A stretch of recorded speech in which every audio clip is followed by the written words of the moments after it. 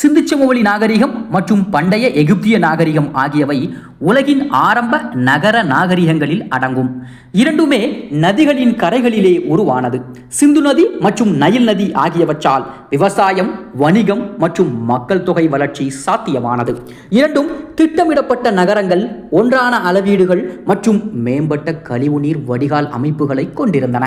சிந்துவெளி நாகரிகம் குறிப்பாக சரியான தெருமுறை வடிவமைப்பு மற்றும் அடிக்கழிவு நீர் அமைப்பில் முன்னேற்றம் அடைந்திருந்தது.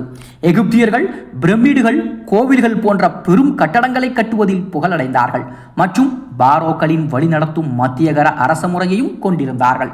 எகிப்தியர்கள் ஹைரோகிளிபிக் எழுத்து வழியாக பல தகவல்களை விட்டு சென்றாலும் சிந்துவெளி எழுத்துக்கள் இன்னும் புரியாத நிலையில் இருக்கின்றது.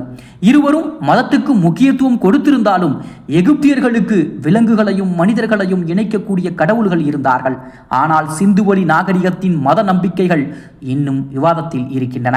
இவ்வாறான வேறுபாடுகளையும் ஒற்றுமைகளையும் கொண்டு இரு நாகரிகங்களுமே வரலாற்றுக்கு முக்கியத்துவம் வாய்ந்ததாக இருக்கின்றன என்பதும் குறிப்பிடத்தக்கது.